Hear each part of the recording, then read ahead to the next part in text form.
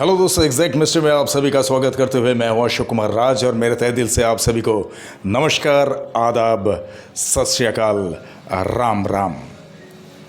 तो दोस्तों, यूँ तो कई दिन से आप लोगों ने बहुत अच्छे अच्छे वीडियोस को देखते आए हैं मेरे एग्जैक्ट मिस्ट्री चैनल में, लेकिन आज का जो ये वाक़या है, ये वाक़या एकदम डिफरेंट है। इसमें थोड़ा ट्विस्ट भी है, थोड़ा एंटरटेनिंग भी है और थोड़ा सा दुखद भी है, क्योंकि ज़िंदगी से जुड़ी हुई है। जैसे कि हर एक इंसान की ज़िंदगी में होता है कुछ नरम तो कुछ गरम। वैसे क्या बताऊँ कि ये जो सज्जन है, ये अपना नाम बताते हैं संतोष डोगरा, यानी ये हिमाचल प्रदेश के रहने वाले हैं, लेकिन फ़िलहाल ये मुंबई में रहते हैं। और मुंबई में अभी नहीं, काफ़ी दिनों से रह रहे हैं। और ये जो घटना इन्होंने शेयर किया मुझसे आप तक पहुंचाने के लिए, ये है कुछ 4-5 साल पहले की बात, यानी 2017-18 तक की बातें हैं। तो एनीवे, इन्होंने जो घटना बताया कि शुरुआत में तो बहुत ही दुखद रहा, लेकिन बाद में आज इनकी ज़िंदगी में बड़ी खुशहाली है। वो सारा कुछ हमारे साईं कृपा से, क्योंकि जहाँ साईं है वहाँ सब कुछ उजाला ही उजाला है और सब कुछ ट्रांसपेरेंट है। वहाँ पे कोई तकलीफ़, आसपास भटकना बड़ी दुश्वार है, क्योंकि साईं नाम ही काफ़ी होता है। वैसे ये हम सभी साईं भक्त जानते हैं, हमारे जितने भी साईं परिवार से हमारे सदस्य हैं, सबको पता है कि साईं किस तरह से अपने भक्तों पे काम कर जाते हैं, किस तरह से अपनी लीलाएं घटित करते हैं। वैसे तो मैं ये कहूँगा कि ये आप सभी जानते हैं कि बहुत सारे लोग मुझे कमेंट्स में भी, मेरे एग्जैक्ट मिस्ट्री चैनल के कई सारे वीडियोज़ के कमेंट में ये लिखा है कि मैं 20-25 साल से बाबा साईंनाथ को मानता हूँ, लेकिन मेरे साथ में कुछ भी ऐसी लीलाएँ घटित नहीं हुई है और ना ही बाबा का कभी दर्शन मिला, ना सपनों में। हकीकत तो बड़ी मुश्किल है। और हकीकत में बाबा क्यों नहीं आते हैं, यहाँ पे छोटी सी एक बात मैं कहना चाहूँगा मेरे निजी तौर पे। बाबा साईंनाथ क्यों सामने नहीं आते भक्तों के, आप लोगों को तो पता होगा। वो इसीलिए नहीं आते कि इतने सारे भक्त इतनी तकलीफ़ से गुजारा कर रहे हैं आज भी, जो कि नए नए भक्त बने हैं बाबा के और बाबा की भक्ति में नए नए आए हैं, लोगों से सुनते सुनते कि बाबा इस तरह से चमत्कारी करते हैं। तो क्या है कि अगर ऐसे किसी भक्त के पास बाबा साक्षात दर्शन दे दे, तो बाबा के पैरों को ऐसे जकड़ लेंगे कि बाबा अब तुम यहीं पे रहो, हमारे साथ में रहो। तो बाबा का छूटना मुश्किल हो जाएगा वहाँ से। बोलेंगे भाई, भक्तों से मुझे छुटकारा कैसे मिलेगा। वैसे तो बाबा कभी भक्तों से छुटकारा नहीं चाहते, हर भक्तों के साथ में ही बाबा रहते हैं हमेशा, हर पल और हर क्षण बाबा अपनी मौजूदगी हर एक भक्तों को जता देते हैं। और जो भी दृढ़ भक्त होते हैं बाबा के, उन्हें महसूस भी हो जाती है। तो एनीवे, ये भक्त भी बाबा के ऐसे ही हैं जो संतोष डोगरा जी। इन्होंने फ़ोटो शेयर करने के लिए मना किया मुझे। मैं बोला ठीक है, इनकी जो बातें हैं, इनके साथ में जो बाबा की लीलाएं हुई हैं यहाँ पे, खैर मैंने उनसे रिक्वेस्ट किया तो नाम तो उन्होंने बता दिए, लेकिन वो नाम भी कहना नहीं चाह रहे थे। तो मैंने उनसे कहा कि इसमें ऐसी कोई दुविधा की बात नहीं है, यहाँ पे नाम आप ज़रूर मेंशन कर सकते हो अपना। तो हुआ यूँ कि जब शुरू में वो मुंबई आए थे, आज से 15-20 साल पहले, तो वो बड़े अच्छे अच्छे जगह पे काम किए, लेकिन एक जगह पे अगर काम पे लगते वो तो 6 महीना 7 महीने में उनका काम छूट जाता। और वो इसीलिए कि उन्हें दारू की लत थी, शराब। ये तो एक बहुत ही नुकसानदायी चीज़ होती है, चाहे हमारे शरीर के बारे में बोले या हमारे काम धाम के बारे में बोले। और जिस सभ्य समाज में दारू पीकर कोई शख्स किसी महफिल में हाजिर हो जाते हैं तो पीठ पीछे उनकी बहुत ही बुराई होती है और तरह तरह की बातें लोग करते रहते हैं। तो इन्हें पता था कि मुझे ये शराब का जो नशा पकड़ लिया है, शराब की जो लत है, इसकी वजह से मुझे बहुत कुछ भुगतना पड़ रहा है। तो वैसे इनसे मैंने पूछा कि आप बाबा साईनाथ को कब से मानते हैं? तो उन्होंने कहा कि मैं 8-10 साल से बाबा साईनाथ को मानता हूँ, लेकिन पहले यानी बाबा साईनाथ के भक्ति के बारे में इतना कुछ पता नहीं था और बाबा किस तरह से काम करते हैं ये भी पता नहीं था। मैं यूँ ही जानता था कि एक फ़कीर है वो और एक जो है साधारण सी ज़िंदगी जिए हैं, लेकिन हमेशा मनुष्य के लिए अपने खुद मनुष्य जीवन में जब हमारे बीच में बाबा मौजूद थे तब से अच्छा ही करते आए हैं। बाकी ऐसे कोई दृढ़ता मेरे भक्ति में थी नहीं जो आज है। तो भी मैंने उनसे पूछा कि बाबा साईनाथ को मानते हुए आपको इतना दिन तो हो गया, लेकिन जब से बाबा को मानना शुरू किया उससे पहले आप किस भगवान को मानते थे? तो उनका कहना है कि देखिए, हमारे मर्यादा पुरुषोत्तम श्री राम जी हैं, बजरंगबली हैं, माता रानी हैं, इन लोगों को आज भी हमारे घर में पूजा पाठ होती है और मैं आज भी मानता हूँ, मंदिर में जाता हूँ, बजरंगबली के मंदिर में कभी भी शनिवार को मुझे फुर्सत मिलता है तो मैं बाबा बजरंगबली के मंदिर में जाके दर्शन करके आता हूँ। और साईनाथ जो है, साईनाथ पे मेरी एक अलग सी ही भक्ति है, साईनाथ पे एक अलग सा प्रेम है। मैंने बोला बहुत अच्छी बात है। तो उनसे ये भी पूछा कि साईं बाबा को आप किस रूप में मानते हैं? तो साईं बाबा को वो जो कहा कि साईं बाबा को मैं सिर्फ साईं के रूप में ही मानता हूँ, क्योंकि मुझे ये कतई पता नहीं था कि उनके बारे में जितना कहे उतना ही कम है। तब इन्होंने अपना सारा कुछ बयां करना शुरू किया कि किस किस तरह से इनके ज़िंदगी में क्या क्या घटित हुई बाबा साईनाथ की कृपा से। अब उनकी कहानी यहाँ से शुरू होती है कि बहुत सारी जगह पे उनका काम छूटने के बाद वो परेशान हो गए थे, अब करें तो क्या करें। लेकिन एक बहुत अच्छे जगह पे उनको जब काम लगा तो वहाँ के लिए उनके सारे दोस्त लोगों ने, जो भी उनको पहचानते थे, उन सारे दोस्त लोगों ने उन्हें सलाह दिया कि भाई तू सबसे पहले यार शराब चीज़ से दूर हो जा। जब तक तू शराब से दूर नहीं होगा तब तक तेरी तरक्की मुश्किल है। भले ये मुंबई शहर है, मुंबई शहर में बहुत सारे लोग शराब पीते हैं और शराब के ठेक भी बहुत सारे हैं, लेकिन इसका मतलब ये नहीं कि तू 24 घंटा शराब के नशे में धुत रहेगा और किसी भी कंपनी में काम करेगा, चाहे तू कितना भी ब्रिलियंट है, कितना भी तारीफ़ काबिल है, फिर भी तू फेल्योर हो जाएगा, क्योंकि शराब की लत ही ऐसी है। तब इनको दिल में लगा और इन्होंने अपने मन ही मन ये सोच लिया कि मैं साईं बाबा से ये सारी बातें कहूँगा और मुझे शिरडी पहुँचना है। तो शिरडी पहुँचने के लिए, बाबा का दर्शन करने के लिए इन्होंने ठान लिया और ऐसे में बाबा का बुलावा उनके लिए आ चुका है। अब वो बोरिवली से बस में बैठे थे। मुंबई के, आप लोगों को पता है कि मुंबई के बोरिवली क्षेत्र में जो एक संजय गांधी नेशनल पार्क करके है, तो वो संजय गांधी नेशनल पार्क के पास में ही मतलब सारी बसें मिल जाती हैं शिरडी जाने के लिए, और भी बहुत सारी जगह पे जाने के लिए बसें मिलती हैं वहाँ पर से अवेलेबल। तो बोरिवली में जब बस में बैठे, वो पी कर बैठे। अब जर्नी बस में कर रहे हैं, ट्रेन में तो नहीं कि कहीं चेकिंग में उनको पता चल जाए कि भाई शराब का बॉटल है। तो उन्होंने पेप्सी के साथ में कुछ शराब मिला लिए थे एक बोतल में और थोड़ा बहुत पिए। बस चालू हुई, बस में चलते रहे। अब खाना खाने के लिए यानी डिनर करने के लिए किसी ढाबे में वो बस रुकती है। तो जिस ढाबे में बस रुकी भी थी, उस ढाबे में वो उतर गए, वो बॉटल के लेके उतर गए।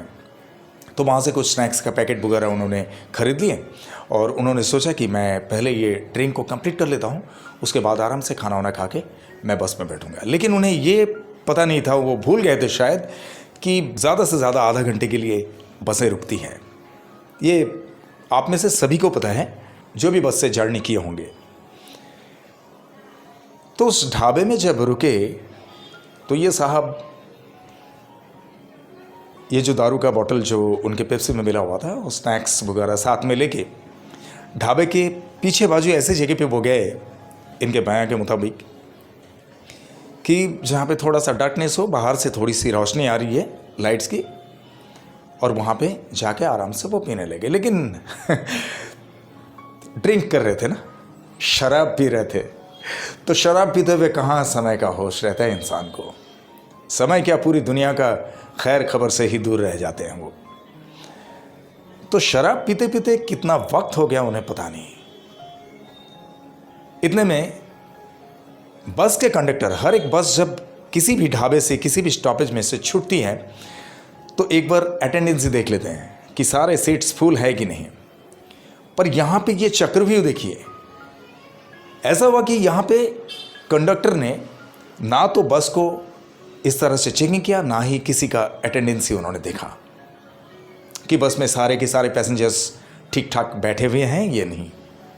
जो हर एक बस में ये नियम होता है, कहीं पे भी रुके वहाँ पे से रुकने के बाद वो काउंटिंग कर लेते हैं और अटेंडेंस देख लेते हैं।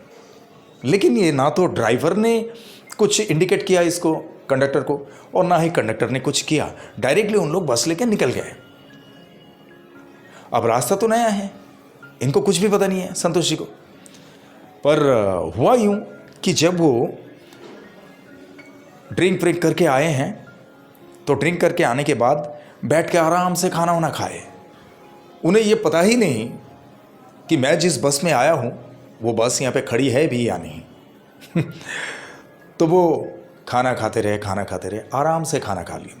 खाना वाना खाने के बाद बिल मिटाए, और बिल मिटाने के बाद बाहर की तरफ आए तो पान की दुकानें लगी रहती हैं, वहाँ से सिगरेट लिए, सिगरेट पीते हुए आराम से अपने बस के पास जा रहे हैं।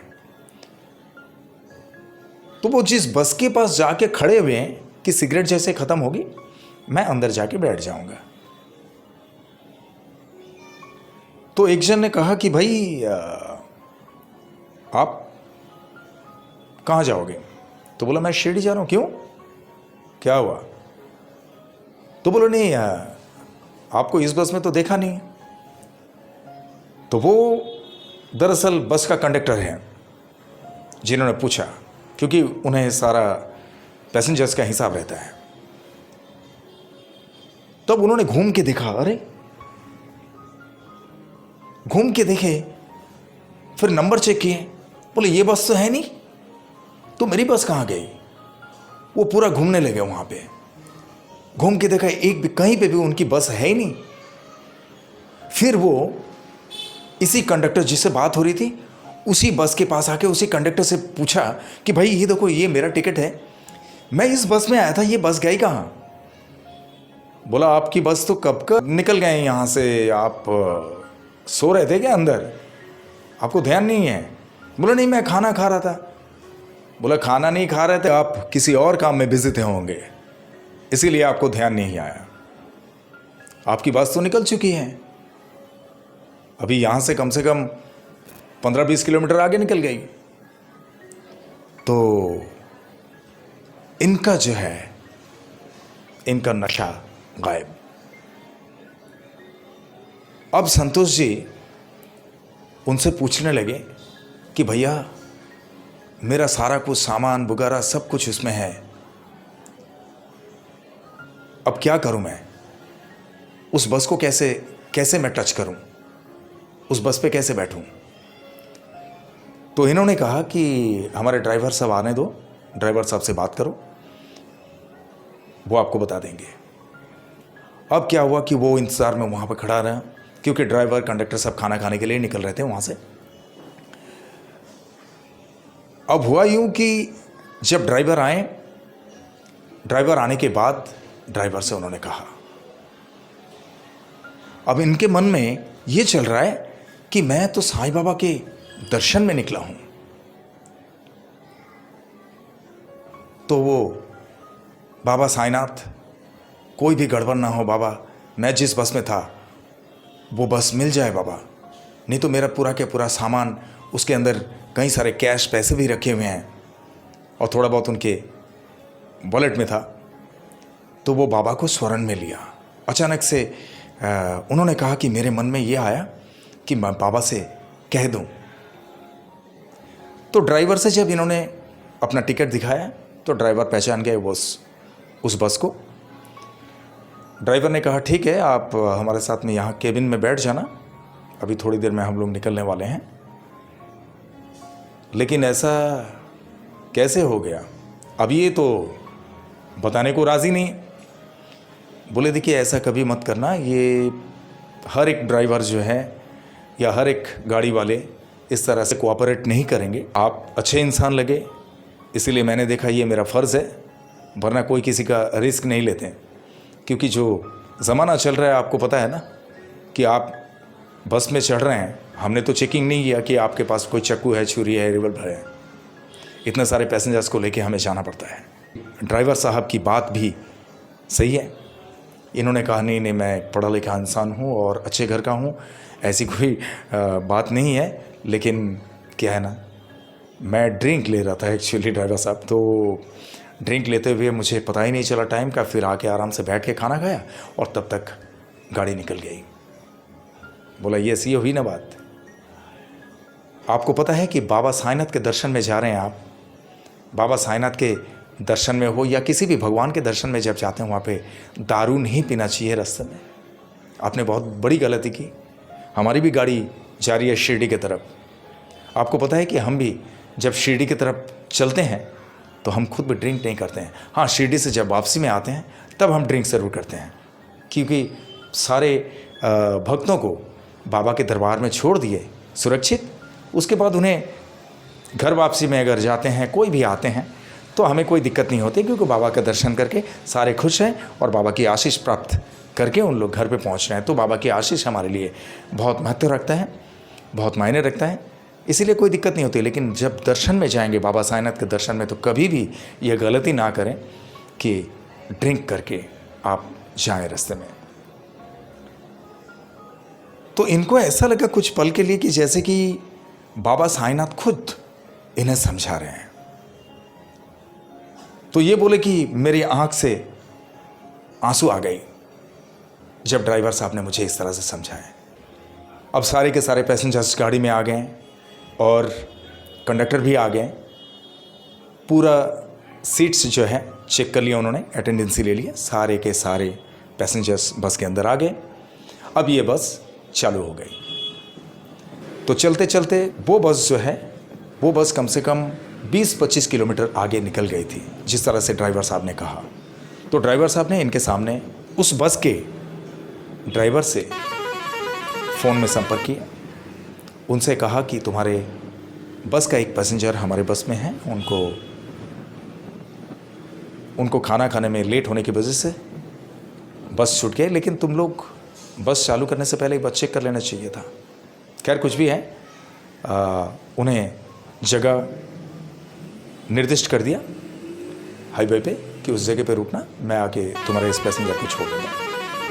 तो फिर कम से कम आधा घंटा पौने घंटे में वो अपने बस में चले गए। बस उसके सामने रुकी, उन्होंने बता दिया कि ये बस आपकी है। तो जाके देखा और संतोष जी को तो सुकून आया। ओह माय गॉड, बाबा साईनाथ, ये तुम्हारी कृपा है बाबा।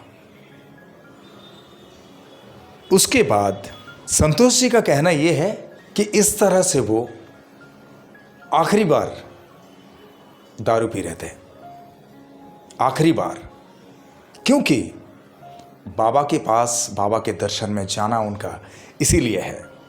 लेकिन बाबा ने उनको किस तरह से परेशान कर दिया, ये आप सभी समझ गए होंगे कि बाबा ने किस तरह से परेशान किया, इसी शराब की वजह से। तो ये बात को जो है संतोष जी खुद कबूल किए और उन्होंने ये मान लिया कि ये सिर्फ और सिर्फ बाबा की ही कारनामा है, बाबा की ही कृपा है कि मुझे इस तरह से परेशान किया, मुझे जता दिया कि तू मेरे पास दर्शन में आ रहा है। फिर वो बस में बैठे आराम से, बस में बैठ के, उनका स्लीपर सीट था, तो स्लीपर सीट होने की वजह से वो आराम से सो गए। और जब शिरडी में पहुँचे तो शिरडी में पहुँचने के बाद वो किसी भी गेस्ट हाउस में वो रुके, तो वहाँ से फ्रेश होके बाबा के दर्शन में गए। और बाबा के दर्शन में जाने के बाद वो बोले कि जैसे ही मैं बाबा को देखा, मेरी आंख से आंसू निकलने लगे ऑटोमेटिकली। और उस दिन बाबा से इन्होंने कह दिया कि बाबा तुम इतनी कृपा करो, मैं आज के बाद तुम्हारे सामने ये मेरी प्रतिश्रुति है कि आज के बाद मैं शराब को कभी टच नहीं करूंगा, लेकिन मेरी ज़िंदगी में कभी किसी तरह की पैसे की तकलीफ़ या काम के लिए तकलीफ़ ना हो, ये मैं आपके चरणों में भेंट कर रहा हूँ। ओम साई राम। तो संतोष डोगरा जी का कहना यह है कि एक वो दिन था और एक आज का दिन जो आज तक उन्होंने और शराब को टच नहीं किया। वो किसी पार्टी में भी जाते हैं, पार्टी अटेंड करते हैं ज़रूर, लेकिन वहाँ पे कोल्ड ड्रिंक वगैरह यही सब लेते रहते हैं, और जो खाने में रहता है खाना ज़रूर खाते हैं, लेकिन शराब में वो हाथ नहीं लगाते हैं। ओम साई राम। तो उनका कहना यह है कि बाबा का दर्शन करके जब वो मुंबई में आए, और मुंबई में आने के बाद वहाँ पे जाना था, काम पे ज्वाइन करना था, तो जब काम पे ज्वाइन करने के लिए निकले घर से, तो उनका कहना यह है कि पता नहीं मेरे अंदर अचानक से एक एक्स्ट्रा एनर्जेटिक जो एनवायरनमेंट वो काम कर रहा है। मेरा एनर्जी लेवल बहुत हाई था, और आज भी मेरे एनर्जी लेवल में कोई कमी नहीं दिखता है, हमेशा parallel from the day visiting of Sai Baba. उसी दिन से आज तक एक पैरेलल लेवल चल रहा है। तो ये संतोष जी का जो कहना है, मैं बहुत ही चौंकित हो गया कि एक शराबी कैसे शराब से दूर हो सकता है। लेकिन भक्तों की बात तो यही है ना कि बाबा साईनाथ के पास असंभव कुछ भी नहीं, और बाबा साईनाथ के लिए कोई भी असंभव को संभव करना भी कोई बड़ी बात नहीं। बाबा साईनाथ तो वो है जो असंभव को भी संभव कर देते हैं। इसीलिए तो मैंने इससे पहले के कंटेंट पे भी कहा था कि बाबा साईनाथ को हम इतना क्यों मानते हैं, इतना क्यों प्रेम करते हैं बाबा साईनाथ से। बहुत सारे देवी देवताएं हैं, बहुत सारे भगवान हैं हमारे, इसके बावजूद, हाँ सबकी मान्यता है हमारे दिल में, हम सबको मानते हैं, लेकिन इसके बावजूद बाबा साईनाथ पे इतना प्रेम, दृढ़ भक्ति, क्योंकि बाबा हमारा देखभाल हमेशा हर पल हर क्षण करते रहते हैं, और हर कहीं पे हम बाबा से जिस तरह से भी कहते हैं, बाबा उसी तरह से हमारे साथ में अपनी लीलाएं घटित कर देते हैं। ये हमारी भक्ति की दृढ़ता है। तो दोस्तों मैं तो इतना ही कहूँगा कि आप सारे साईं भक्तों को तो पता है, लेकिन जिन किसी में भी बाबा साईनाथ के बारे में इतनी जानकारी नहीं है, इतनी भक्ति नहीं है, सिर्फ नाम से ही जानते हैं बाबा को। वैसे नाम से तो हमारे पूरी दुनिया के कम से कम 80% लोग बाबा को पहचान गए हैं, बाबा साईनाथ को जानते हैं। और भक्त की बात ही क्या है, भक्त तो सारा कुछ बाबा के चरणों में भेंट कर दिए हैं। तो मेरा कहना यह है कि आप जो भी नहीं मानते हैं, दृढ़ता के साथ में आप एक बार मान्यता रख के देखिए बाबा के चरणों में, अपनी सारी तकलीफ़ों को बाबा के चरणों में भेंट कर दीजिए। उसके बाद देखिए आपको क्या प्रतिफल देते हैं बाबा। फिर उसके बाद मुझे कमेंट करके ज़रूर बताना। तो यही बात है कि आज संतोष डोगरा जी की ये बातें मुझे बहुत अच्छा लगा आप लोगों से कहने के लिए, आप लोगों से बयां करने के लिए, क्योंकि है इसमें थोड़ी सी ट्विस्ट है, थोड़ा सा मज़ेदार भी है, और बाबा किस तरह से अपने भक्तों पे कृपा करते हैं। एक बहुत बड़ी लीला की बात जो संतोष डोगरा जी की बातें मेरे तरफ से मुझे आप सब तक पहुंचाने का मौका मिला। तो आप लोग कमेंट्स में ज़रूर बताना ओम साई राम के साथ में लिख के कि आप लोगों को ये वीडियो कैसा लगा। और आप लोग जो भी मेरे इस चैनल में नए हैं, आप लोग मेरे इस चैनल को लाइक करें, शेयर करें, सब्सक्राइब करें और बेल आइकन को ज़रूर दबा दें ताकि मेरे एग्जैक्ट मिस्ट्री चैनल के हर वीडियो का नोटिफिकेशन आप तक सबसे पहले पहुंचे। तो दोस्तों चलते चलते मैं इतना ही कहूँगा कि बहुत ख्याल रखिए अपना और इत्मीनान से अपना कीमती वक्त देकर ये वीडियो देखने के लिए आप सभी को मेरे तहे दिल से बहुत बहुत धन्यवाद के साथ में ओम साई राम।